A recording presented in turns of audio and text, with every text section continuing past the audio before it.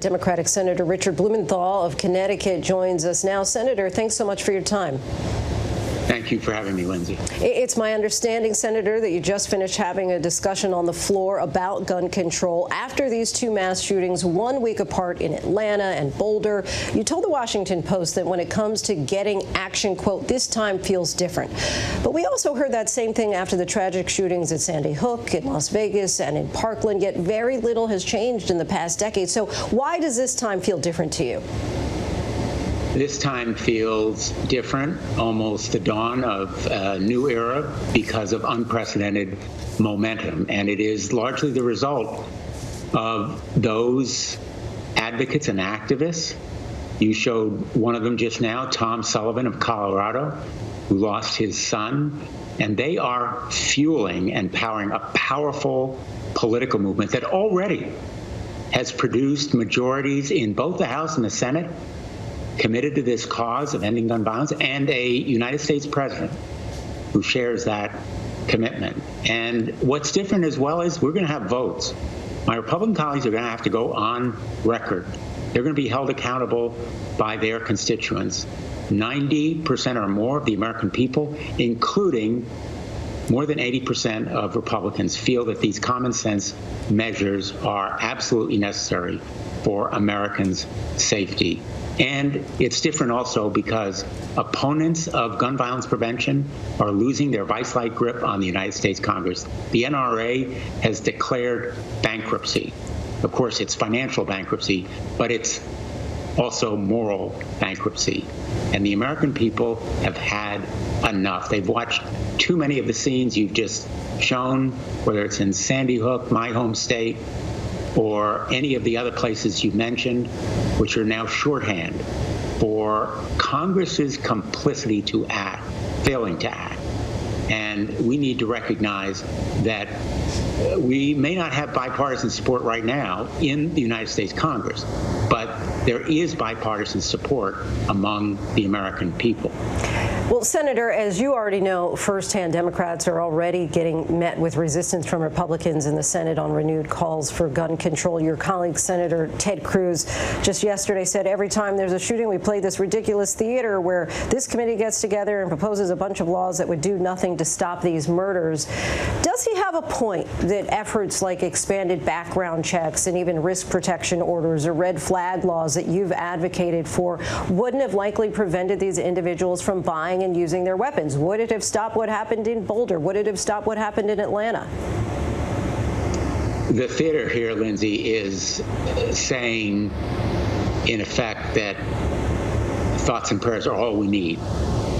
And that's what my Republican colleagues believe. Or they offer sham fig leaf proposals that actually detract from the force of the measures that we have proposed. Extreme risk orders that will separate people from firearms when they are imminently dangerous to themselves or others, when they say they're going to commit suicide or shoot up a school. Background checks that will prevent people who are dangerous from purchasing firearms. Safe storage laws or protection for domestic violence survivors. No single one of them is a panacea. No single one of them will prevent all of these shootings, but they will save lives. There's no question that some of these laws in specific instances, like Parkland, where a extreme risk order law would have prevented that violent massacre, and others where you can cite specific laws. So I think the claim that it's theater is really the last refuge of a losing argument. And we have countered it already with the American people. So it sounds like you feel that you need more than just one law. You need a combination of laws to actually make any kind of effective change. So for any legislation to actually pass, you currently need, of course, those 60 votes in the Senate, which has proven to be virtually impossible with gun legislation. So will Democrats have to change the filibuster in order to move forward with passing any kind of meaningful legislation on a simple 50-vote majority?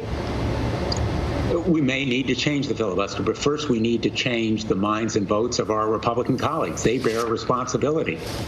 and they will be held accountable. And you're right, we need a comprehensive approach, but a journey of 1,000 miles begins with a single step.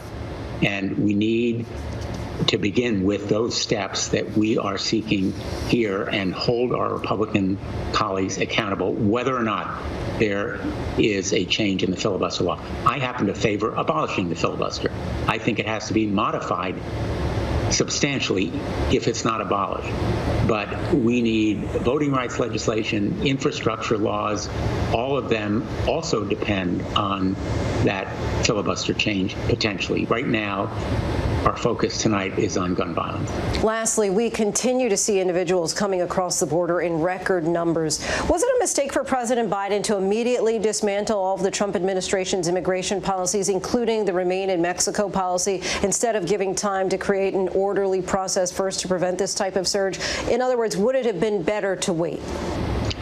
The Biden administration adopted some very humanitarian changes in policy and practice.